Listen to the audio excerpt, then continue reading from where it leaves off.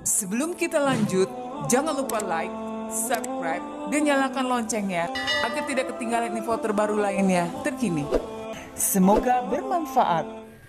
Tema kita di malam hari ini, saya ulangi lagi, dengan ajaran Kristen versus Yesus. Monggo. Oke, sebelumnya terima kasih buat Bapak Moderator untuk kesempatan saya kali ini. Sebelumnya saya juga menyapa Bapak Bang Zuma ya. Terusan saya fansnya Bang Zuma ini. Makasih, jadi mungkin pernyataan dari saya banyak mendukung Bang Zuma. Tapi memang saya Kristen, Bang. Tapi Baik, Bang, saya makasih, suka Bang. sama presentasi Bang Zuma, dan saya mengakui keilmuan Bang Zuma sangat tinggi ya, dan sangat bermanfaat buat kita Biasa juga. aja, Bang. Jadi gini Bang, mungkin presentasi awal saya mendukung dengan statement Bang Zuma bahwa memang ajaran Kristen memang kalau kita teliti tidak sesuai dengan ajaran Yesus. Yang saya pelajari dari Bible, memang ajaran itu sangat berbeda dengan ajaran Kristen. Khususnya Bang, itu mengenai masalah ketuhanan dan masalah keselamatan. Kalau Yesus mengajarkan bahwa keselamatan itu karena melakukan perintah Bapa. Itu satu-satunya jalan menuju ke keselamatan atau kerajaan surga. Dan mengenai masalah ketuhanan juga Yesus juga menyatakan dengan sangat jelas statementnya bahwa dia adalah utusan Tuhan. Dia mengingatkan kita untuk mengenal satu-satunya Tuhan yang benar, yaitu Elohim atau Yahweh, dan dia adalah utusan Tuhan. Jadi statement Yesus sudah sangat jelas sebenarnya buat kita orang Kristen ya. Sebenarnya sangat jelas kalau kita tidak terpengaruh dengan ajaran Paulus, kita akan melihat dengan jernih bahwa memang ajaran ini sangat berbeda dengan doktrin atau dogma yang sekarang dipegang sama orang Kristen. Sebenarnya terus terang Bang, saya sempat, walaupun saya Kristen, saya sempat juga keluar. Istilahnya saya sempat vakum ya, karena saya dari awal saya kurang setuju dengan dogma yang dipegang sama Kristen mainstream sekarang ya, tentang ketuhanan Yesus, tentang keselamatan. Oke, mungkin Bang Zuma silakan bisa melanjutkan ke dengan penjelasan Bang Zuma ya. Silakan Bang. Baik. Jadi dalam hal ini pertama saya mengucapkan banyak terima kasih kepada Bang Dani ya. Ya, alhamdulillah puji Tuhan kita senantiasa lebih mengedepankan ajaran para nabi di dalam kehidupan keberagamaan. Jadi Tuhan itu selalu harus dipuji karena dialah yang mengutus para nabinya untuk mengajarkan kita sebagai manusia ciptaan Tuhan untuk mengabdi kepada Dia satu-satunya Sang Pencipta, tidak mengabdi kepada para utusannya. Nah, dengan pemahaman Bang Dani tadi, artinya bahwa pada fase ini kita masih satu kubu, mendudukkan Yesus itu sebagai utusan Tuhan, dan seharusnya kita sebagai ciptaan Tuhan melakukan kehendak Tuhan. Kalau dalam ajaran agama Islam disebut Allah, di dalam ajaran Kristen disebut Bapa. Ya, pada intinya ini adalah esensi pencipta alam semesta. Nah, pemahaman Kristen kemudian terhadap bagaimana mereka mendudukkan ajaran Paulus itu sebagai puncak daripada iman mereka terhadap Yesus, itu yang seperti yang saya jelaskan tadi, kaitannya dengan perkataan Yesus di dalam Matius 5 ayat 17 bahwa dia datang bukan untuk meniadakan tetapi untuk menggenapi. Nah, kalau saya kata menggenapi ini seperti yang saya pahami tadi, yang saya jelaskan. Menggenapi ini bukan menghilangkan, bukan meniadakan sebagaimana yang Yesus jabarkan sendiri dalam perkataannya. Aku datang bukan untuk meniadakan. Barang siapa yang meniadakan, meski sang paling terkecil ya dari hukum Taurat, maka dia akan menempati tempat rendah di kerajaan Allah. Tetapi ketika orang Kristen menghilangkan hukum Taurat, meninggalkan hukum Taurat, tidak melakukan apapun dari Taurat, itu tidak ada di dalam rangkaian perintah Yesus. Ya, kenapa saya katakan demikian? Karena Yesus ketika dia datang ke muka bumi, dia hanya menyeru kepada Bani Israel. Dengarlah wahai Israel, dengarlah wahai Israel. Di dalam Al-Quran juga dikatakan, wa isqala Isa bin Maryam, ya Bani Israel, inni Rasulullahi ilaikum. Jadi Yesus itu senantiasa menyeru kepada Israel saja. Tidak pernah menyeru kepada bangsa Arab, tidak pernah menyeru kepada bangsa Asia, Eropa, dan seterusnya. Tetapi hanya kepada Bani Israel. Di dalam Matius 19 ayat 24, aku diutus hanya kepada domba-domba yang hilang dari Bani Israel. Jadi sejatinya, kalau Bang Dani sudah paham bahwa ajaran Paulus kemudian terjadi gerakan-gerakan yang kemudian menjadikan ajaran Yesus itu menyebar kemana-mana. Seakan-akan Yesus itu diperuntukkan untuk kepada seluruh manusia. Sementara lisan Yesus mengatakan, aku ini Rasulullah ilaikum. Sesungguhnya aku ini hanya diutus kepada domba-domba yang hilang dari Bani Israel. Hai Bani Israel, aku utusan Tuhan yang dikhususkan hanya kepadamu. Nah, bagaimana menurut Anda? Kalau misalnya Bang Dani sudah paham sejauh itu, sekarang ketika Bang Dani sudah paham bahwa Yesus itu ternyata hanya untuk Bani Israel. Sementara Bang Dani bukan Bani Israel. Bagaimana kemudian Bang Dani bisa mendudukkan diri Anda di dalam pengajaran Yesus ini? Saya kira ini adalah yang penting untuk kita bahas. Silakan.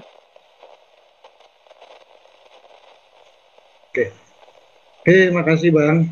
Jadi kalau menurut pemahaman saya Bang Juma, bahwa Yesus mengatakan bahwa dia diutus kepada Bani Israel.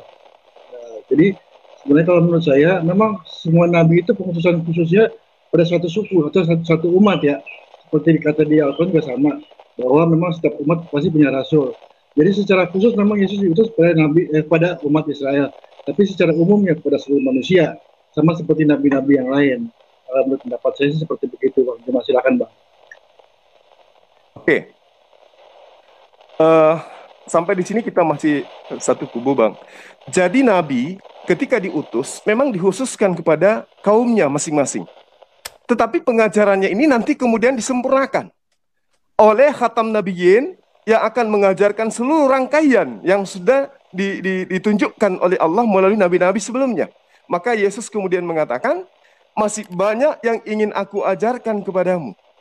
Tetapi setelah ia datang, ya, dialah yang akan mengajarkan segala sesuatu tentang kebenaran itu. Karena pada masa Yesus, kata Yesus, kalian belum sanggup untuk menanggungnya. Nah, ini yang perlu saya perlu kejelasan dari Abang. Oknum yang dimaksud menurut Abang oleh Yesus itu siapa? Silakan. Oke. Ya mungkin Bang semua maksudnya itu kan Parakletos ya Bang ya, mengenai si roh penghibur itu ya, akan diutus oleh Tuhan dalam nama Yesus. Jadi memang saya sempat berpendapat bahwa Parakletos itu adalah kemungkinan salah satu kemungkinan Nabi Muhammad. Dia kemungkinan juga Parakletos yang dimaksud oleh Yesus. Tapi kemudian saya berubah pikiran Bang. Jadi mungkin karena Parakletos itu kan seorang penghibur, jadi dia mesti mempunyai kriteria seorang penghibur, Bang. Jadi dia harus bisa menghibur, sedangkan Nabi Muhammad kan terus terang nggak masuk kriteria penghibur, tapi seorang nabi. Saya mengakui kenabian Nabi Muhammad, tapi untuk dianggap sebagai Parakletos kayaknya agak jauh, Bang. Maksudnya tidak masuk kriteria. Dan itu mengenai Parakletos, tapi saya ingin kembali ke pernyataan Abang tadi ya mengenai Taurat, bahwa Yesus mengajarkan Taurat. Terus terang saya mengakui bahwa orang Kristen sekarang memang meninggalkan Taurat, Bang. Itu sebenarnya satu hal yang sangat disesalkan oleh Yesus. Kalau misalnya Yesus hadir mungkin ya seperti itu ya, Bang. Karena Yesus sangat memuliakan Taurat, sedangkan Kristen sekarang ini sangat menganggap Taurat itu tidak berguna. Kalau kata Paulus kan, bahwa itu hal yang tidak berguna. Orang Kristen bilang kita hidup bukan di bawah hukum Taurat, tapi di bawah kasih karunia karena percaya kepada Yesus sehingga kita akan selamat. Sedangkan Yesus mengajarkan hal yang berbeda. Dia bilang bukan yang memanggil saya Tuhan yang akan masuk ke dalam sorga, tetapi yang melaksanakan perintah Bapa. Perintah Bapa itu apa? Itu Taurat. Ya itu akhirnya menurut saya yang luput daripada pemahaman orang Kristen karena terdoktrin dengan ajaran Paulus yang mengatakan bahwa kita sudah itu bukan di bawah hukum Taurat lagi, tapi di bawah kasih karunia. Oke, silakan Bang. Oke, baik. Jadi kesimpulan Abang yang dimaksud Parakletos itu siapa? Silakan Bang. Sepertinya sosok yang lain lagi Bang yang akan datang Bang. Ya menurut saya ya, sosok yang lain yang mempunyai kriteria seperti seorang penghibur. Dia seorang yang bisa membuat orang lain merasa senang, bahagia. Nah seperti itu ciri-cirinya Bang. sesuai dengan kriteria para Kristus tadi, penghibur tadi itu. Tapi memang tugas utamanya adalah seperti Nabi juga, Bang. Dia mengajar, kan Nabi-Nabi itu kan kita ibaratkan sebagai guru-guru dari Tuhan, Bang. Jadi guru-guru yang sama Tuhan kita sebutnya Nabi. Terus Nabi Muhammad dikirim sama Tuhan pada umat pada umat Arab ya, umat di Timur Tengah sana. Dan menurut saya memang sosok Nabi itu pasti akan datang karena dibuat Yesus itu pasti akan terjadi. Dan Yesus bilang begini, ada ayatnya dia yang saya ingat ya Bang. Dia bilang bahwa saya akan datang lagi untuk mengembalakan domba dari kawanan yang lain, Bang. Jadi kalau menurut pemahaman saya, Yesus akan datang atau utusannya akan datang untuk mengembalakan kawanan yang lain yang bukan Kristen, yang bukan pengikut dia sekarang ini ya, tapi kawanan yang lain yang akan dikembalikan sama Yesus. Dan saya berasumsi, Bang, asumsi ya Bang ya, bahwa kemungkinan Yesus akan mengembalakan umat Islam. Asumsi, silakan Bang, tanggapannya. Baik, jadi kita kembali kepada kata penghibur. Kita mengetahui, Bang Dani, Nabi Musa alaihissalam itu dikhususkan kepada Bani Israel. Kemudian Yesus juga dikhususkan kepada Bani Israel.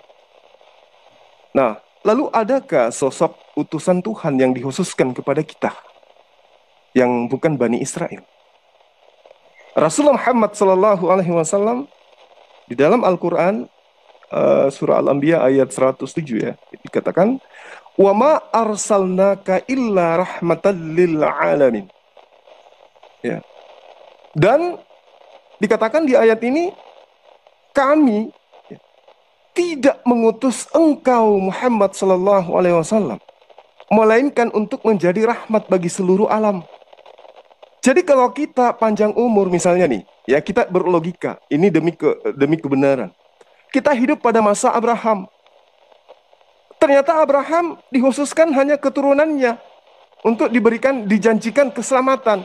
Kita diam, kapan kita diberi janji untuk diselamatkan? Kemudian beberapa tahun kemudian Musa juga diberi bertugas untuk hanya membebaskan Bani Israel dari perbudakan Mesir. Lalu kemudian Allah memberikan perjanjian baru kepada mereka. Di dalam Yeremia 31 ayat 33. Apa itu? Aku Allah akan menanamkan hukum Taurat kepada batin setiap Bani Israel. Terus kita kapan? Jadi penonton aja terus. Lalu kemudian Yesus datang. Lagi-lagi Yesus menyeru apa?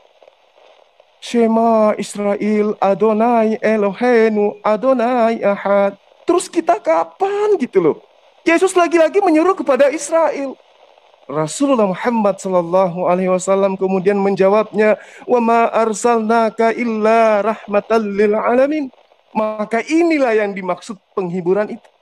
Kita terhibur. Kita merasa ada yang menyelamatkan seketika.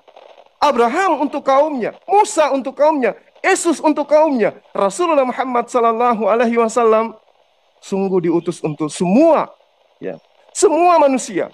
Dia bukan Indonesia aja, bukan cuma Arab aja, bukan untuk Eropa saja, tapi seluruh manusia diselamatkan oleh Rasulullah Muhammad SAW lewat pengajarannya. Saya kira seperti itu, tolong ditanggapi Bang. Silakan. Jadi gini Bang, kalau saya sih tidak mempermasalahkan kenabian Nabi Muhammad. Saya yakin bahwa seperti yang saya sebutkan tadi, semua nabi itu punya pengutusan khusus dan pengutusan secara umum.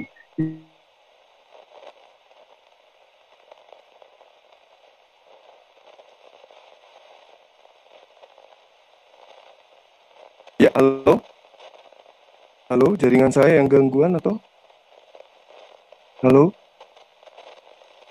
Jaringan saya yang gangguan ya? Tes. Oke, dan ternyata Pak Dani ini butuh ganggu jaringan ya. Terlihat seperti itu, mari kita tunggu teman-teman. Maaf sekali, ini karena masalah jaringan ya. Iya. Oke, silakan Pak Dani dilanjut karena barusan terganggu jaringan ya, seperti itu.